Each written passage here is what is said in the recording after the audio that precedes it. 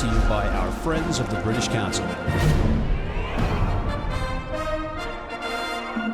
Hey everybody, welcome back to Rugby Wrap-Up at the Fantasy Sports Network Studio 34 here in New York City. That's right, we're talking rugby in New York City, and we've got a superstar on the horn with us today, Mr. Madison Hughes. Madison, welcome to Rugby Wrap-Up. Thanks, Matt. It's great to join you. Sir, for the folks at home that might be in a cave or in a coma that don't know who you were, up until just your recent injury, captaining a very exciting and stellar USA men's 7 squad, but you've also dabbled in 15s. You're injured right now. So what's the health update? Yeah, so I'm recovering from a knee injury. It's been a couple months now, a couple of frustrating months, but I'm starting to see some light at the end of the tunnel. I'm running on a special treadmill that reduces the amount of body weight that you're impacting the ground with. And I think I'm a couple weeks off running back on the field and hoping for a comeback not too long after that. All right, so timetable yet, or is it too early for the timetable? I'm hoping to make it back in time for Paris and London. That's really my goal right now. It's the immediate goal. Obviously, the World Cup in the summer is the really big one, and that's the one I want to make sure I can be fit for and try and prepare to fight for that squad. So I'm hoping for Paris and London, but the World Cup's the big one this summer. I like the fact that you use the word "fight for the squad." That kind of is what has changed the culture there under Mike Friday and Brownie and Greening. You guys are not assured of a position. No, absolutely not. I mean, I think it's not about what you've done in the past or what you have. So what you've done in the past or your reputation or anything like that. It's about what you can add to the squad now. I mean, when I look at that group of guys right now, those 12, the 13 or 14 who've been involved the last few tournaments, I mean, they're playing so well as a group. And yeah, I mean, I know that when I get back, I'm going to have to prove myself, show that I can add some value to the team. And if I do that and I show that I can do that, then hopefully I can fight my way back into the squad. But yeah, definitely no guarantees. Well, you're being a little bit humble because you are a valuable asset, as you were like the second in total point scoring. What was it, the last go around? Yeah, I had a few years in a row with points, but I mean, I'm the conversion for this the kicker for this team. We score a lot of tries, a lot of breakaway tries, so I get a lot of opportunities to kick some easy conversions, and those might pad the stats a little bit. Well, as somebody that couldn't hit a drop kick if his life depended on it, those are what you're kicking for conversions. So none of those are gimmies. Yeah, I mean, I practice it a lot, so I like to hope a couple of them are gimmies. But yeah, you never know. You can't take any kick for granted because even on the World Series, you've got some of the best sevens players in the world, and you've got guys missing kicks in front of the post sometimes. All right, so let's delve into your background a little bit. You have a slight English accent, and I say slight because you've been here a while, but you're not. It's not like this. You're not apples and pears up checking your stairs. You're not like that. Your mom is from Boston. Is that correct?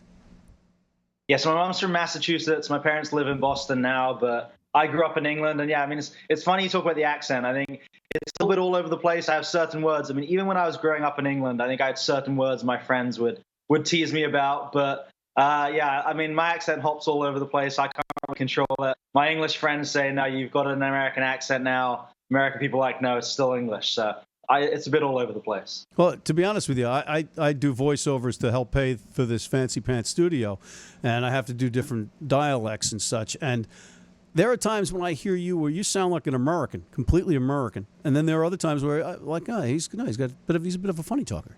Yeah, I mean, I think it's just certain words. I mean, I think growing up with my mom being American, I grew up saying certain words certain ways, and I've been in the US for about 7 years now. And so I think over time, my accents gradually transition. I like to say it's currently somewhere in the middle of the Atlantic, but who knows? All right, so your rugby background, you came over here, you went to Wellington College, I believe, in England? Yeah, that's right. So yeah, a big powerhouse rugby school in England, one of the old boarding schools, and it was a place to learn my rugby. Now, James Haskell went there, didn't he? James Haskell went there. The Evans brothers who played for Scotland went there, and there are a few up-and-coming young players who went there as well. So what does the number 499 mean to you? 499. Oh, you guys, you highfalutin athletes, star athletes. The fact that you don't know this, come on. Oh, that was my cap number. You're Eagle. That's right. You are Eagle. That's my Eagle number. Yeah. Would you have? Yeah. Would I you? think Marty Safer got 500. I was one off based on alphabetical order coming off the bench or something like that. But yeah, I mean, it was a really special moment to get my cap. I think that's something I'd always dreamed of. Yeah, $4.99. There I am. Would you pay a little bit of money to be 500 just to say 500? I mean, it has a certain ring to it, but I mean, I was in the first 500. I mean, if you're 500 itself, I mean, you weren't quite as early. So I don't know. There's definitely sides to both. I think I like $4.99. I like where I'm at, so I'm very happy with that number. All right. So if you were 500 and maybe you get some more endorsement money out of that, would you buy a comb or a brush? Because apparently you don't comb or brush your hair. Yeah, I mean. I'm not too big on combing my hair. Perry Baker makes fun of me for that all the time. I think since I was first going to school, Perry made us have a comb, and I haven't actually combed my hair since. I think I just wake up in the morning, give it a little pull across, and I'm good to go for the day. Yeah, Perry Baker gave us that intel, and as a bald guy, I had to pick up on it. That's just the name of the game. Yeah, I don't know. I mean, it's never been something I've been too worried about. I think maybe that not enough of a back that way, but I think I just get out of the shower, get out of bed, and give it a little pull, and then I'm good to go. All right, let's get away from the hair salon talk and get to your rugby career. You basically cut your teeth here in America and get yourself on the map by playing at Dartmouth, right, under Alex Magleby, basically, and 7s and 15s. And it was at the CRCs in Philadelphia that you really, really put your name out there, right? Yeah, absolutely. I think the CRC is now sponsored by Penn Mutual is a big part of my development, and it was just such a cool tournament to play in. I think I came to that my freshman year, and the Dartmouth team had actually won the year before. So we went into that tournament thinking that we had a really good team, we had a chance, but not taking anything for granted. And I just felt so lucky to come into such a successful Dartmouth team and be able to have an impact straight away. I mean, it was such a fun tournament to play in. Now, having progressed in my rugby career, I think it was just such a really good taste of what high-level sevens competitions are about, where kind of the teams are around each other the whole weekend. You're eating in the same diner, just as we do it on the World Series. You're staying in the hotel, just as we do it on the World Series. And it's kind of competitive game after competitive game, whereas at a lower level, you might not get those tough matches. So I think it was a really good preparation for me. And then obviously playing on TV, playing on NBC was just absolutely amazing and really preparation for that spotlight. And it helped showcase what I could do at a wider level.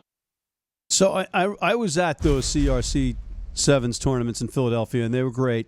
And I remember specifically watching you, but it's all a blur to me, Madison. So did you play against Ebner at all, Nate Ebner? I did not play against Nate. So I don't know if he played in 2011. I think he played in 2010, 2011, and my first year was 2012. Because you ended up being a teammate of his on the Olympic team. Yeah, I mean, that was special. I think I'd obviously seen highlight tapes of Nate, seen him playing in the NFL. And I'm a Patriots fan, so that was pretty cool for me. But, I mean, Nate was such a good teammate. And I think what I really respected most about him was just the way that he came on the team. I think for some guys in his position, they might have come in saying, okay, I'm here, guys, and expected to be kind of the biggest guy, important guy from day one. But he was just like, no, I'm here to fight for a spot, compete for a spot, and work hard. And from second one, he did that, just willing to do work that we do every day and had the right attitude and was a real leader on the team. And I think that really impressed me and impressed the others. And so it allowed him to kind of work his way into the squad in such a short period of time. Well, it was an exciting thing to watch, and it was great the way you guys all kind of meshed in that period of time. You also had Chris Wiles coming back from Saracens, and you had star power. And we've got some star power going on this team now. You've got Perry Baker as World Sevens Player of the Year. You got Danny Barrett, right? You got a lot of different guys, and I haven't even mentioned Carlin Isles. All right, Madison, we got to break briefly right now for a commercial, but we'll be right back, ladies and gentlemen, with Mr. Madison Hughes of Team USA. If you're just joining us, this is a big match and a big moment as Clijsters toes the line. You know, John, Anderson has really been struggling out there today.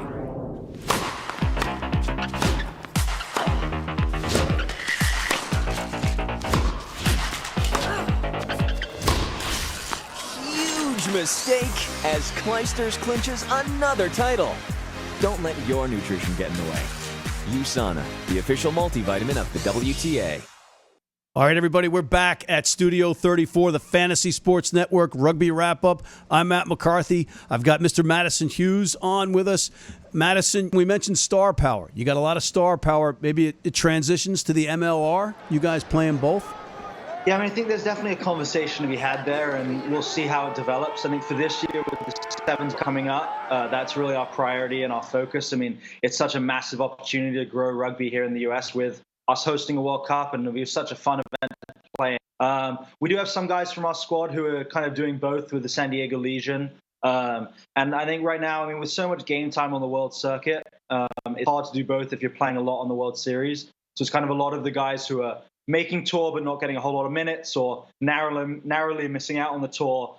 Those guys will be doing both. But I think as we go forward, maybe next year, the year after that's the Olympics, but maybe next year will be a thing where we look at how it might work, especially as we all hope that to see MLR continue to grow and get bigger.